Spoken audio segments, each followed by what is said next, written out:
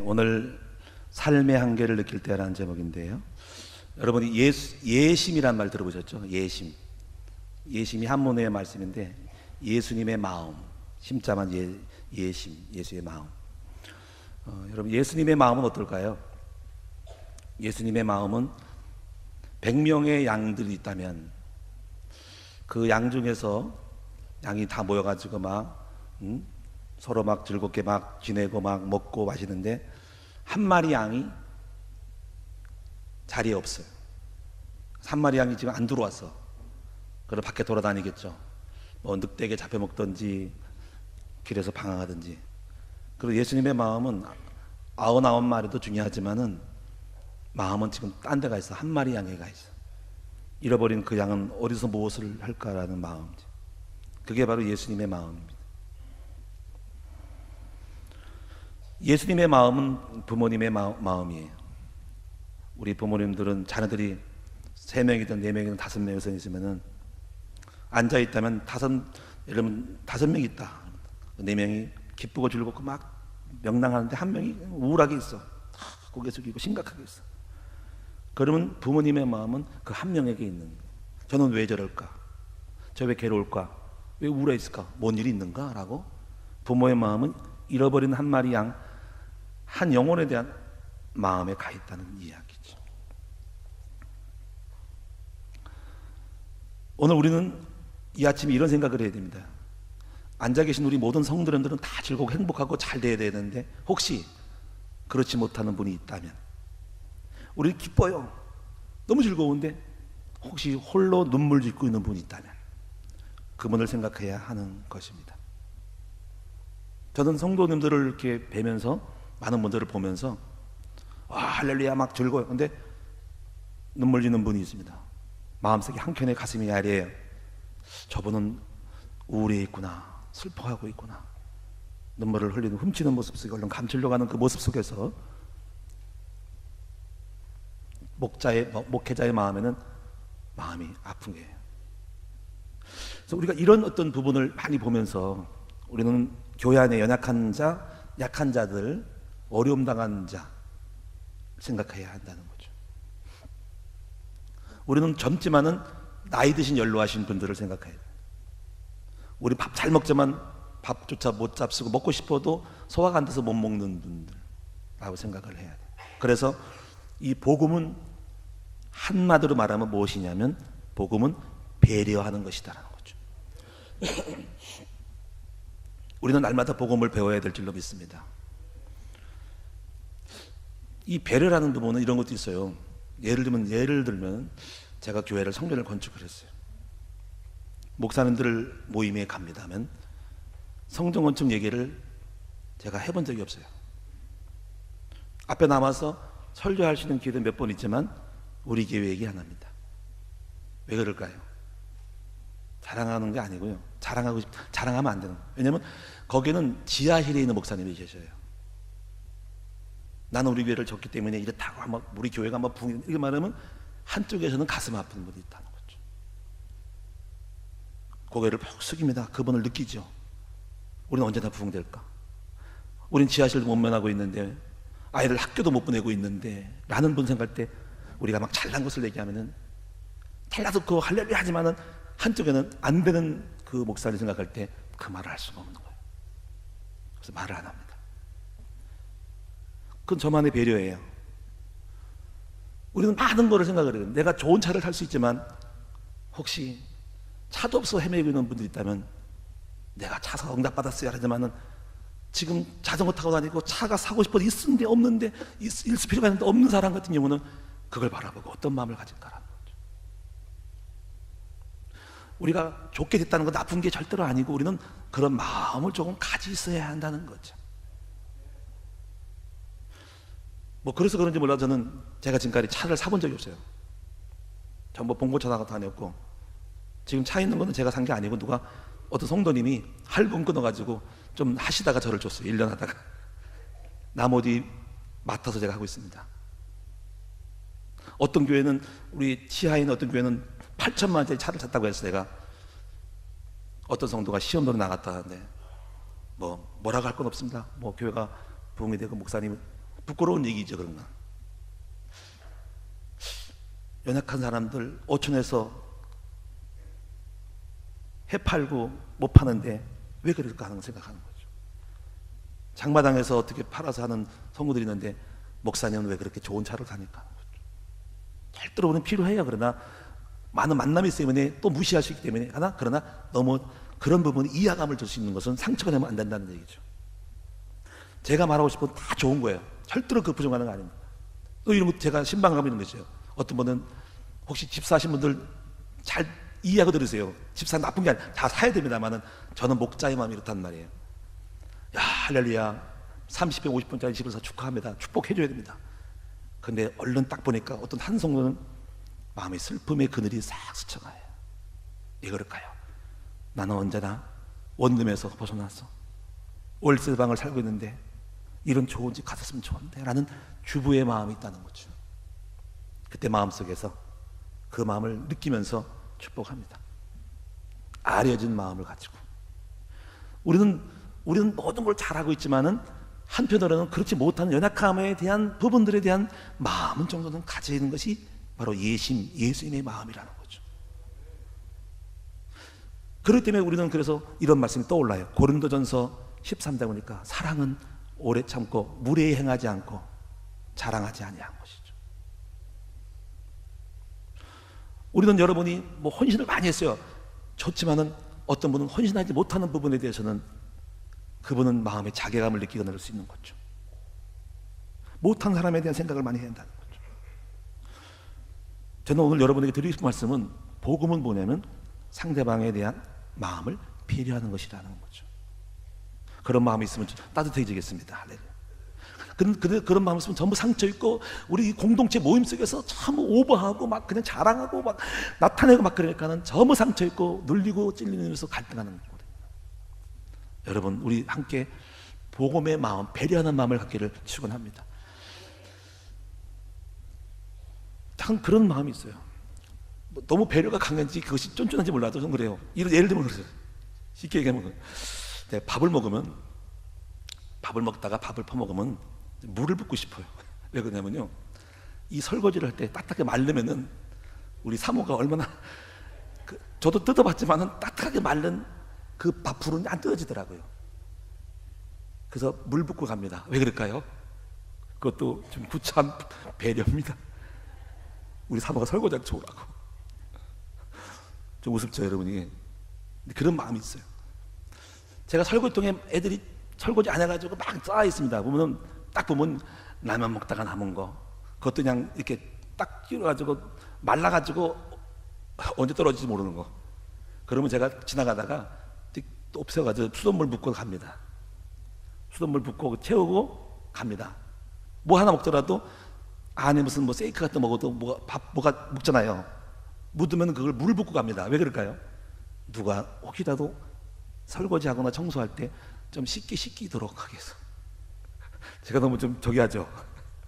근데 마음이 어쩔 수 없어. 그거 안 하면은 생각하는 마음이, 이거 분명히 우리 사모가 설거지 할 텐데. 우리 사모는 그거 몰랐지요. 내가 그렇게 자상한지 몰랐죠. 웃어요. 제가 원래 그런 사람입니다.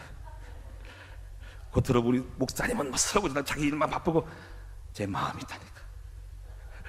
예수님 닮았으니까 그렇지. 뭐 그런 건 아무것도 아니고요. 여러분, 우리는 배려하는 마음을 가졌으면 좋겠어요. 할렐루야. 가끔 가다가 마음이 아파요. 제가 교회에 들어오면 어떤 사람은 차를 갖다 가운데 딱 중간에 대더라고요. 통로가 많은데 왜 오다 딱 댈까? 배려가 없어요. 좀 더 세밀하면 좋겠어요. 그냥 한쪽에 두고 차가 지나가도록 정차가 꽉 치면 뜨는데 많이 있음을 불구하고 딱 막아가지고 빼기 돌리기 어려운 꼴을 딱 박아놨어요. 그래서 주님, 내가 잘못 가르쳐서.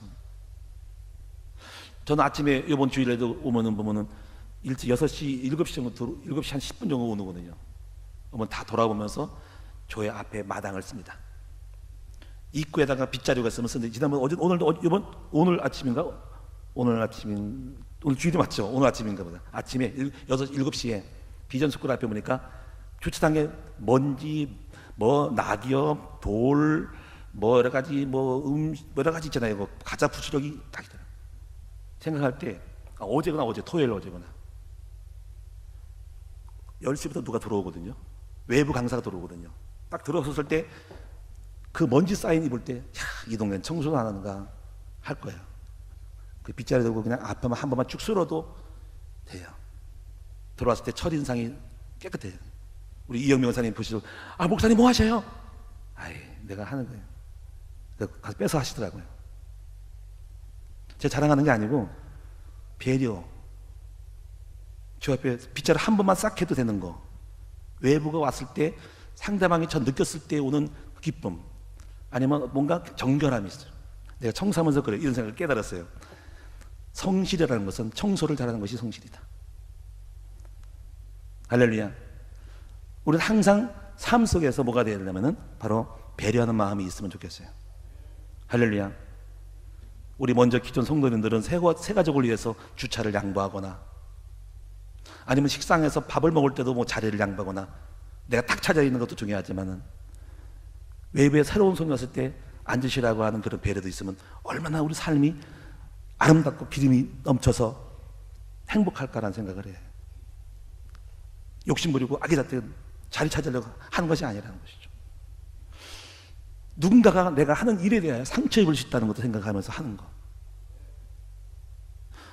할렐루야. 이런 부분이 많았으면 좋겠어요. 그래서 우리는 복음은 바로 뭐냐? 바로 배려하는 것이라고 생각을 해요. 오늘 그래서 오늘 이 배려 속에서 오늘 여러분 우리가 생각할 때는 항상 교회 성도들은 다 좋은 것만 있는 것은 아니고, 혹시 누군가 남몰래 눈물 짓고 아파하고 마음이 무거운 짐을 갖고 있는 사람이 있지 않을까라는 생각을 여러분 하셔야 됩니다. 저는 느껴요. 그걸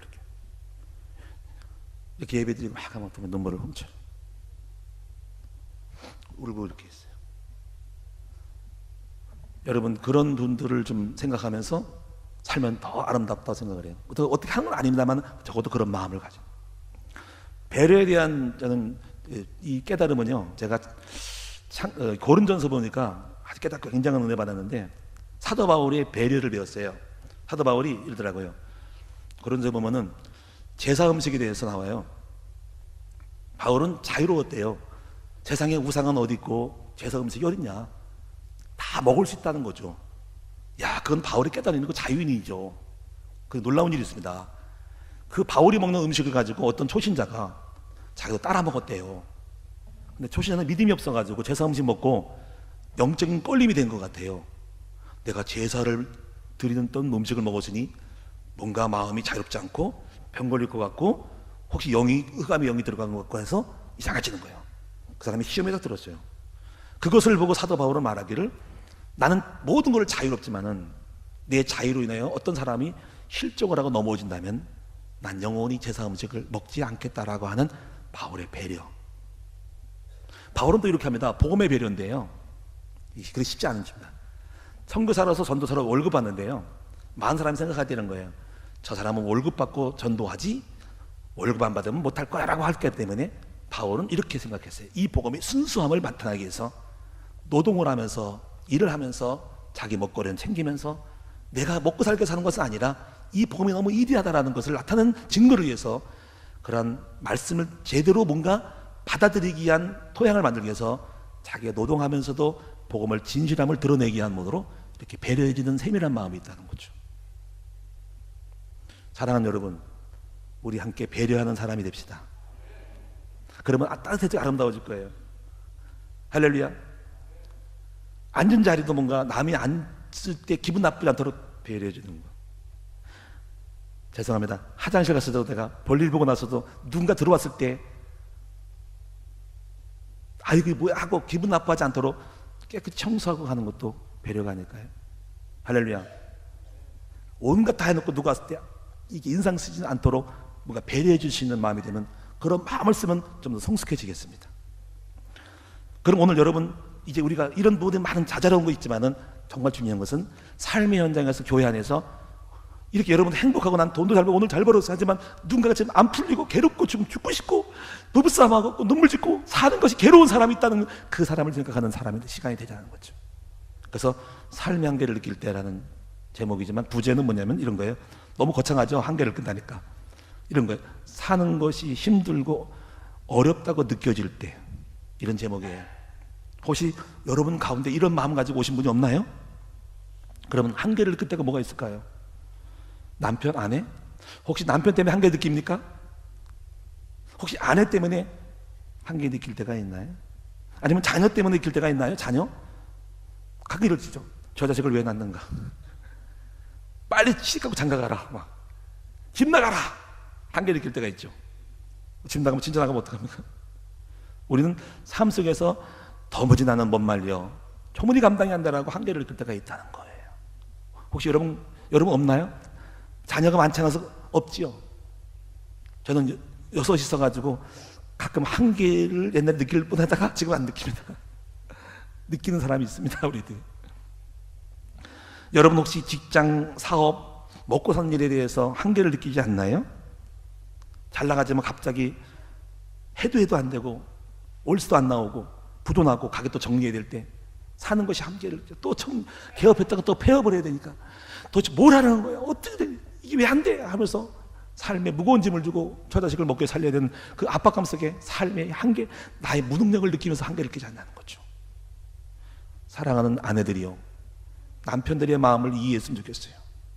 삶의 현장 전선에서 저 자식을 먹고 살리기 위한 삶의 모습 속에서 살아가야 하는 남편의 그 긴장감, 또 직장인의 모습들을 생각하셔야 됩니다. 우리는 많이 현장을 느껴야 돼요. 우리 큰아들이 지금 조금 뭔가 일을 하고 있는데 일부러 일을 하는 거예요. 많은 성도들의 삶의 현장을 느껴보라는 거죠. 직장 생활이 얼마나 힘들고 상사 밑에서 쪼아리면서 압박받고 핍박받으면서 살아가는 걸 배워야 되고, 아침 일찍 출근하고 출근하면서 차를 몰고 직장까지 가기까지 1시간 저 넓은 교통 복잡한 거리를 가서 거기서 또 삶의 현장에서 사모보고 업무하고 일이 되는다면 찐밥 먹고 하는 그 모습을 봐야 한다는 거죠. 그래야만이 배려가 있게 되는 거예요. 이렇게 말한 저는 사실 많이 경험을 했어요. 노가다판에서 놀았고 일했고 버스에서 울건 팔아봤고 자전거 타고 해봤고 외판안 가가지고 외판하다가 책 팔다가 안 팔려가지고 눈물 흘려봤고 화장지 장사 해봤고 별거 다 했습니다. 삶의 현장에서 한숨 짓고 눈물 진 데가 많았어요. 등록금 벌어야 되는데 돈이 없어가지고 밖에 나가서 책 파는데 안 팔려. 이게 제대로 되는 거야. 외판에 어려운 거 그때 알았어. 말에 설득해가지고 할부 끊은 해야 되는데 안 되는 거예요. 그리고 앉아가지고 안 산다 그러고 아주 사세요. 안 사요. 아주 사세요. 아줌마. 안 산다니까. 알았어요. 나와가지고 마당에 밖에 나가지고 도로가에 앉아가지고 한숨 쉬고 주여 하면서 한숨 쉬고 앉아있던 모습이 있어요. 우린 여러분 한계를 느낄 때가 많았는데요. 목회하면서도 그런 느낄 때가 있었어요. 7년 동안 목회하다가 안 됐는데 안 되는 거예요. 그래가지고 오늘날 다 해버려. 여기도 가고 여기도 이사가고 저것도 해고 오늘 이런 느낌이 지금도 눈에 선한 게 공원에서 조그만 놀이공원 단독주택지 이런 공원 조그만 거 있잖아요. 거기다가 앉아서 돗자리 펴놓고 여보 우리 어디 가지? 태양빛이 뜨거운 태양빛이 6월달에 아이들은 멋모르고 막 뛰놀고 미끄럼틀 타고 있고 나는 망연자실에 앉아서 어디 가야 되지? 어떤 목회해야 되지? 돈이 없는데 어디 가지? 그게 원당 일산에서 있다가 나올 때 공원에서 있을 때예요. 그때 절박함, 한계, 잘난 척했는데 아무것도 아니네 라는 그 자괴감 속에서 한계를 느낄 때가 있었다는 거죠. 그때 깨달았어요. 삶은 전쟁이다. 전쟁의식을 가져야 된다는 거다. 살아야지. 근데 오늘 제가 드리는 말씀, 이런 한계를 느끼는 사람이 성경에 있다는 거죠. 이런 사람들, 근데 잘못하면 잘 못 풀면 이런 거예요. 몸부림치는데 몸부림을 쳐봐도 안 돼요. 때로는 잘못하면 자포자기하는데 술, 담배, 놀이로 막 푸는 거죠. 그런 삶의 모습을 볼 때 괜히 하는 게 아니에요. 그게 푸는 거예요. 또 우리는 원망, 불평할 수 있어요. 그것도 어떤 분 불평, 원망은 탓인 거예요. 자기가 안 되는 한계 속에서 누구 때문에 안 됐지라는, 그 누구 때문에 내가 걸림 들여가지고 망했지, 그놈 때문에 안 됐지라고 할 때 늘 불평, 원망하면서 계속 씹는 거예요. 어디 갔지? 그놈 때문에 안 돼서라고 다른 사람 동의하려고 동조 들려고 말해서 불평 때문에 불평을 팍 번지는 거죠. 그 내면에는 자기 한계에서 오는 누군가의 원인에 대한 대상물에 대하여 표적 작성하는 거예요. 만약에 내가 목사가 그랬다면 저거 계속 욕할 거예요. 여러분 가운데 뭘 하다가 누군가 때문에 내가 뭔가 딱 붙어놨다 그러면 그 사람 계속 다니면서 불평할 거예요. 그건 나쁘다는 것보다도 그런 보이지 않는 한계 속에 나타나는 현상들을 다 봐야 됩니다. 그런 마음을 이해해야 됩니다. 분명히 있다는 거죠. 다른 방식으로 푸는 거죠. 이런 잘못되면 신경쇠약, 노이로제 스트레스 받고 더 큰 문제를 유발할 수 있고 나중에 더 이상 좀 더 나가면 우상성기거나 점집에 갈 수 있는 거예요. 한계를 껴서 점쳐보자 한번. 종교를 택할 수 있는 거예요. 이렇게 한계를 만났을 때 사람들은 다양한 모습으로 나타나고 있는 겁니다. 저는 그러나 오늘 여러분들에게 성경적인 답을 드리고 싶어요. 제가 11시, 12시까지 딱 끝내고 회의를 하기 때문에 한 5분, 10분만 더 하겠습니다. 성경의 한계를 느낀 사람이 몇 사람이 첫째가 에레미야예요. 에레미야는 아주 불행한 시대에 태어난 선지자예요. 나라가 이미 망할 정도로 가서 바벨론으로 포로된 상황 속에서 에레미야 선자는 희망의 선자가 아니라 잘된 쪽으로 가는 게 아니라 이미 나라가 기울어서 망하니까는 다른 짓 하지 말고 바벨론의 탑 옆에 가서 덜 망하자 이거예요. 그러니까 이 매국 놀아가지고 막 핍박하니까 그 핍박하니까 계속적으로 에레미야를 압박하고 핍박하면서 불파가지고 집어넣고 시리들에 갇혀놓고 막 감옥에 가두고 막 그랬어요. 그때 에레미야가 불평을 해요. 못 살겠다.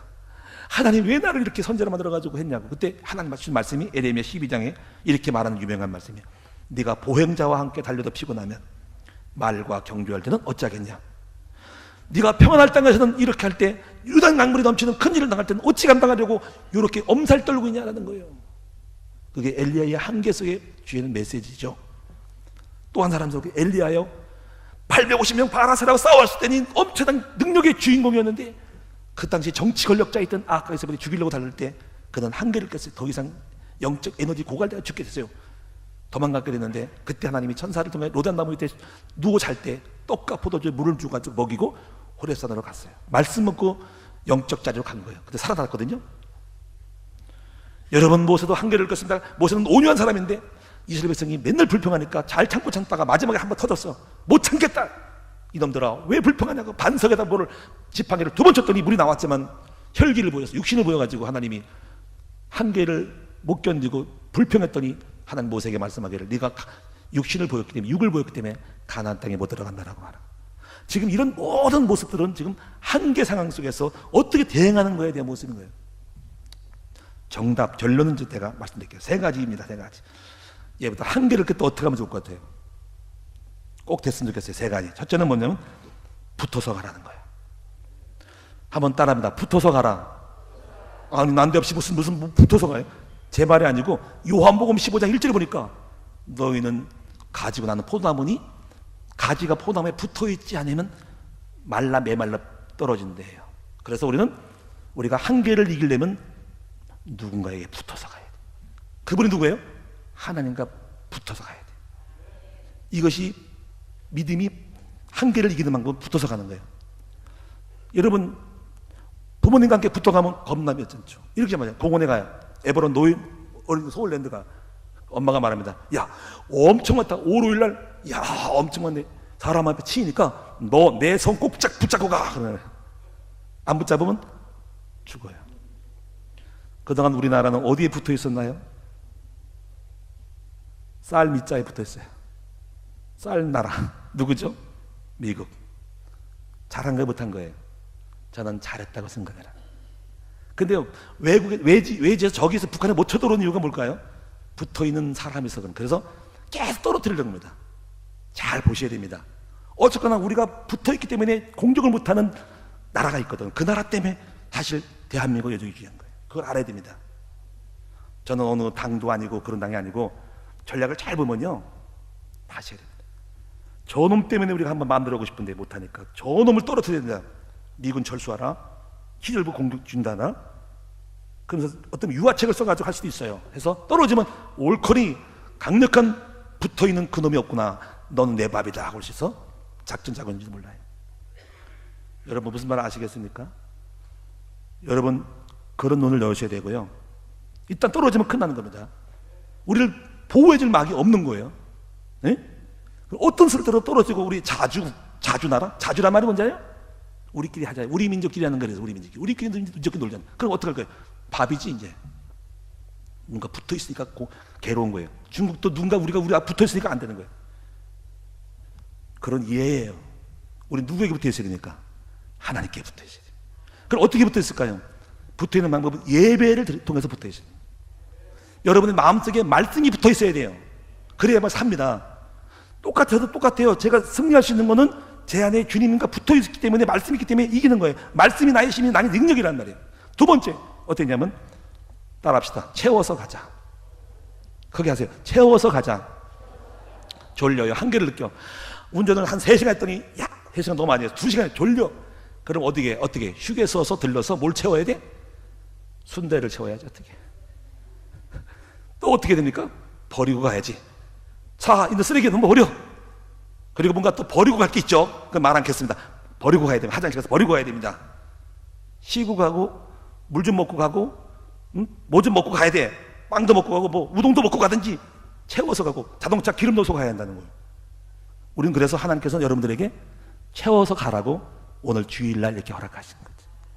일주일 동안 하나님 너무 인간의 연약함을 알기 때문에 6일은 다 일 열심히 하고 하루는 주 앞에 나와 채우라는 거예요. 여러분, 은혜로 채우시기 바랍니다. 말씀을 채우시기 바랍니다. 성령의 기름으로 채워서 잘 돌려나가야 된단 말이야. 성령 기름 안 채우면 또 한 주간 동안 힘들고 한계를 껴서 혹시 그 다음에 교회 아예 안 나올지도 몰라. 여러분, 주일은 채우는 날, 은혜 받는 날, 말씀 받는 날, 성령 받는 날, 말씀 받는 날, 서로 교제하면서 은혜 받는 날, 그리고 밥도 먹고 사랑 먹는 날. 할렐루야. 그 힘 가지고 세상을 이기는 거예요. 세 번째는요, 넘어가야 돼.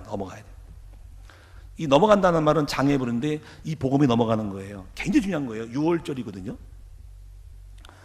그래서 신앙생활은 저는 이렇게 해요. 장대 잡고 높이 뛰기 가예요.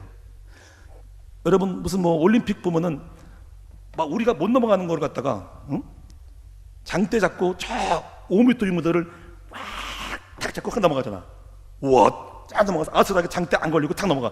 와, 박수, 금메달. 신앙생활의 한계를 느낄 때 장대를 잡고 넘어가는 거예요. 그래서 여러분, 시편 18편 29절에 보니까 다윗이 내가 적군을 향해, 주를 향해, 적군을 향해 달리고 내 하나님을 의지하고 담을 뛰어넘나 그랬어요. 그럼 담을 뛰어넘을 때 어떻게 또 담을 말 타고 넘는 거예요. 말 타고. 할렐루야. 그래서 여러분, 모든 것은 넘어가는 것이 이 비밀을 배워야 돼요. 근데 넘어가는 방법은 조금 배워야 됩니다. 이거는. 그래서 이 넘어가는 방법은 사람마다 어려움 당할 때, 여러분 여리고나 요단강 같은 경우도 그 못 넘어가요. 극복을 해거든요. 큰 가나안 정복의 난공불락이야. 그때 하나님께 언약을 잡고 말씀을 잡고 넘어가는 거예요. 제가요, 예를 들면 이런 거예요. 제가 과거를 못 넘어갔어요. 과거가 상처로 못 넘어가서 나의 삶을 족쇄를 채웠어요. 그 과거는 엄청난 나의 원망이었어요. 내 과거의 수치였어요. 내 과거라는 답을 못 넘고 그 토양이 안 좋았어요. 왜냐하면 부모에 대한 원망, 가난, 제가 살았던 고난이 전부 원망이었어요. 그래가지고 뭔가 부끄럽고 뭔가 뺏겨가는 데가 뭔가 구차한 거예요. 내 인생의 운명을 자신이 갈 수 없는 뭔가 초라한 거였어요. 낮은 자존감이었어요. 과거를 말하기 쉽지 않았어요. 말하면 부끄러웠어요. 지금 단지 말하지만. 근데 어떻게 넘어갔을까요? 지금 넘어가는 방법 빠른 거예요. 딱 그 문제 속에서 기도했더니 하나님이 나에게 너의 모든 과거는 앞으로 너에게 어떤 일을 해야 할지를 가르쳐주는 이정표고 발판이었다는 거예요. 그때 내가 딱 넘어가 버렸어요.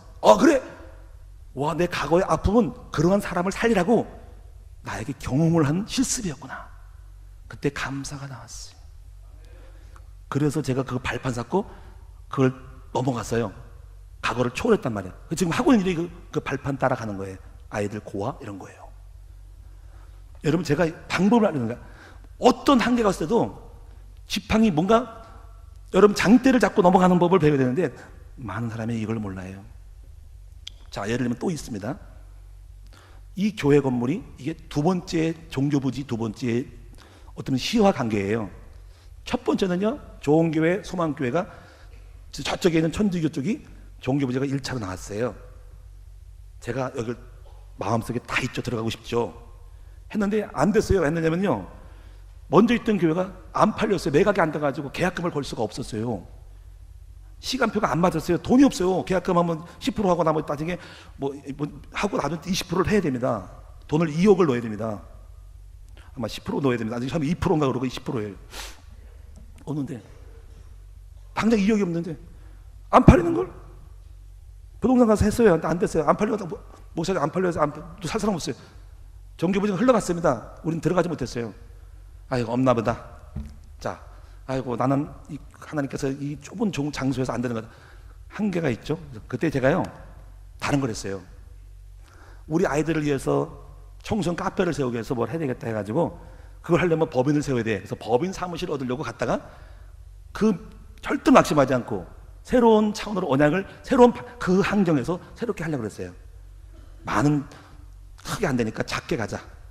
카페를 많이 세우자 해는 갔는데 했더니 거기서 하나님이 만남을 주셔서 부동산 사장님 만나가지고 이 땅을 목사님 이 땅이 있다고 하는 거예요.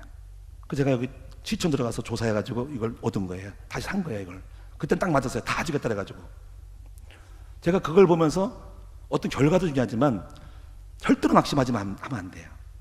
한계를 느낄 때는 새로운 방향으로 하나님의 새로운 약속의 언약을 기도를 통해서 들어가면서 찾아내면서 들어 낙심하지 말고 언약을 잡고 약속을 찾아내면서 치고 나가야 됩니다. 그럼 그것이 우리에게 뭐냐면 하나의 건너뛰게 된 거예요.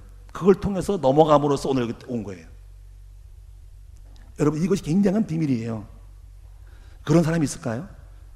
요셉은 노예로 갔는데 사명의 언약 잡고 나 죽일 놈이라고 형들을 죽이고 싶었는데 사명으로 바꿔줘서 총리 되는 쪽으로 간 거예요. 언약을 잡고 사닥다리 타고 올라간 거예요. 그래서 야곱의 사다리라는 것은 뭐냐면 저 하늘나라로 가는 그 중간 매체가 사닥다리예요. 그래서 야곱의 사다리라는 말은 주님의로 올라가는 다리가 있어야 한다는 거죠. 그게 중간 여러분 징검다리예요. 그걸 찾아내야 된다는 거죠. 기도할 때 찾아내집니다. 어떤 사람은 부르짖고 할 때 찾아냈습니다. 시편 107편에 보면 나오면 부르짖고 찾습니다. 여러분 이 한계를 느낄 때 넘어가는 법을 배우고 넘어가는 연장을 도구를 찾는 여러분 됐으면 좋겠어요. 누구에게 가르칠까? 기도하는 자에게 가르쳐 주셔요. 주께 가까이 가고 낙심하고 실망하지 말고 항상 주님을 신뢰하면서 구하고 찾으면은 넘어가는 언약을 주셔요.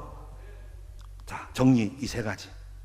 세 가지 다 기억하시나요? 첫째 뭐예요? 붙어서 가자. 두 번째 뭐예요? 채워서 가자. 세 번째 넘어가자. 결론입니다. 제가요 굉장히 지금 여러 가지 옛날보다 더 많은 일이 있는데 뭐랄까요?